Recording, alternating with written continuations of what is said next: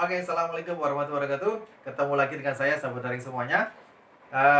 Baik, kali ini saya akan membahas satu topik tentang bagaimana supaya tingkat kehadiran mahasiswa di kelas online kita itu bisa banyak, gitu ya. Jadi jangan dikira Bapak Ibu sekalian dengan kelas online itu semua mahasiswa pasti ada, tidak, ya. Bahkan bisa jadi kelas online kita itu ke tingkat kehadirannya itu lebih rendah dibandingkan kelas offline, gitu ya. Apalagi kalau sekarang di dalam pembelajaran online selama masa pandemi Covid ini ada beberapa universitas itu yang kemudian melakukan diskresi, gitu ya, diskresi atas aturan kehadiran 75% ataupun syarat kehadiran supaya mahasiswa itu bisa mengikuti ujian, gitu ya. Itu dilakukan diskresi. Artinya apa? Artinya mahasiswa itu sebenarnya tidak ada kewajiban untuk hadir di kelas online tadi, gitu ya. Jadi bisa langsung ikut ujian, gitu ya. Nah, ini yang kemudian menjadi satu tantangan tersendiri buat Bapak Ibu sekalian, itu adalah tingkat kehadiran. Jadi jangan sampai mungkin misalkan kelas saya 70, kemudian yang hadir cuma 10, gitu ya, di kelas online. Nah, ini salah satu mengalami sebuah kegagalan, gitu ya. Eee, atau artinya, saya katakan kehadiran mahasiswa ini adalah rendahnya partisipasi mahasiswa di dalam pembelajaran online. Artinya dari forum, dari materi, kemudian dari evaluasi, kemudian dari interaksi, itu tingkat kehadiran mahasiswa itu kurang dari 50% misalkan, gitu ya. Yang akses materi kita juga sedikit, kemudian yang ikut forum diskusi kita juga sedikit, atau yang mengikuti video conference yang kita lakukan juga sedikit. Ditambah lagi ketika melakukan evaluasi juga sedikit, gitu ya. Nah, ini yang kemudian menjadi satu masalah ya yang harus kita selesaikan. Nah, bagaimana caranya supaya mahasiswa itu tingkat hadirannya lebih tinggi. Nah, itu yang kemudian menjadi tantangan buat kita. Nah, kali ini di dalam video saya kali ini, saya akan memberikan satu tips ya.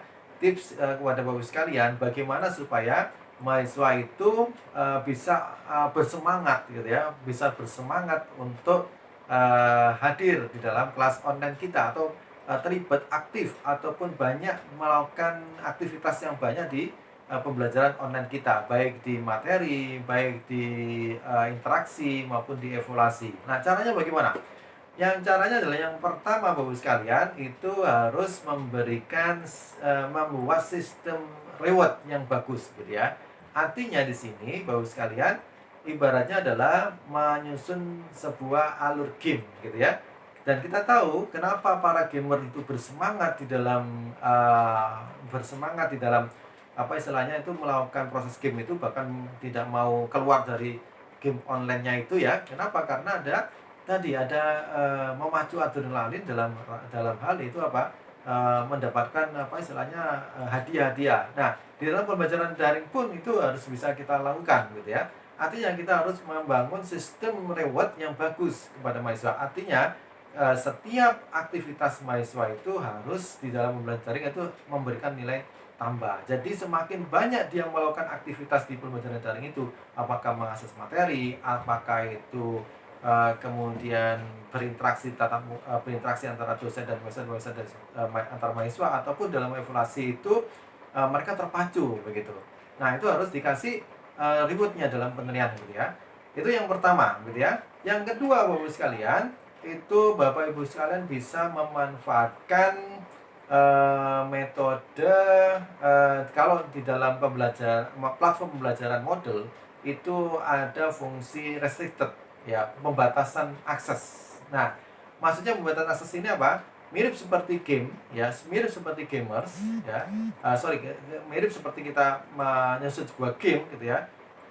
Seorang gamers itu tidak akan bisa masuk ke level berikutnya kalau dia belum menyelesaikan aktivitas yang ada, gitu ya. Itu kan, gitu ya. Jadi kita boleh memberikan satu prasyarat, satu aktivitas. Misalkan, gitu ya. Misalkan mahasiswa itu tidak bisa mengikuti kuis ya, ataupun latihan soal di dalam pembelajaran daring itu kalau dia belum mengikuti forum diskusi atau belum mengakses materi, begitu ya. Dan sebaliknya juga mahasiswa itu tidak bisa masuk dalam forum diskusi kalau misalkan dia belum membaca materinya, begitu ya.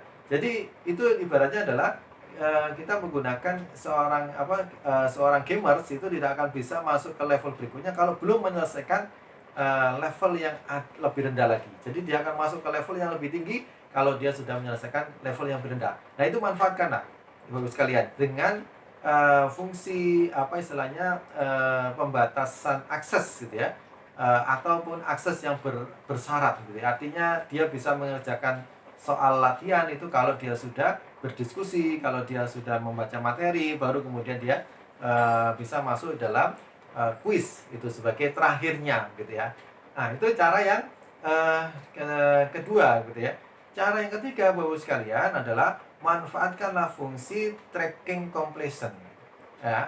Jadi activity completion. Jadi setiap kita harus menyampaikan mahasiswa bahwasanya ini mirip seperti game ya. Jadi mirip seperti game.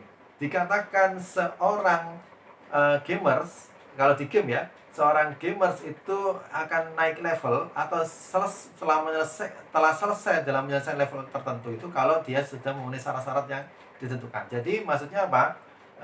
Dengan nanti di dalam platform pembelajaran yang kalau Bapak sekalian menggunakan platform belajar model gitu ya, itu ada fungsi activity completion. Nah, di dalam activity completion itu nanti Bapak sekalian bisa memberikan prasyarat. Dikatakan mahasiswa itu sudah melakukan satu aktivitas A, itu kalau dia memenuhi syarat-syarat tertentu gitu ya. Nah, ibaratnya begini, ibaratnya activity completion itu adalah seperti kita memberikan sebuah misi ya, misi kepada setiap mahasiswa untuk menyelesaikan dalam satu level. Kalau dia sudah menyelesaikan level itu, maka dia memenuhi syarat-syarat yang telah ditentukan dalam menentukan level misinya itu dalam satu level, maka dia bisa naik ke level berikutnya. Misalkan ini ya, misalkan mahasiswa itu dikatakan terlibat aktif atau telah menyelesaikan forum diskusi di dalam pembelajaran daring itu kalau dia sudah bisa memposting satu postingan dan bisa mereplace satu jawaban. Jadi dia harus memposting satu topik dan mereplace satu topik gitu ya. Nah, kalau dia sudah melakukan itu, maka dia bisa melanjutkan ke aktivitas berikutnya. Misalkan setelah diskusi mengerjakan soal seperti itu.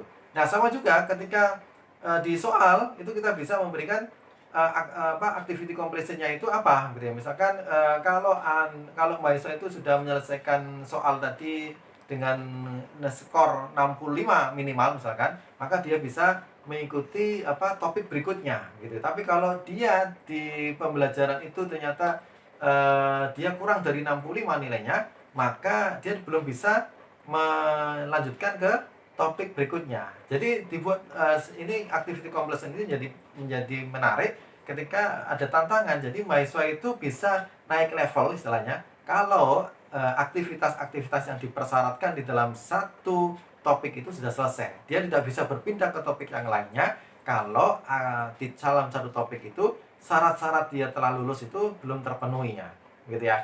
Jadi itu akan memberikan stimulus kepada mahasiswa itu untuk aktif terlibat dalam pembelajaran daring kita, karena mereka akan tertuntut untuk mengejar skor, ya. Karena itulah kalau 3 cara tadi itu, yang pertama tadi Bapak sekalian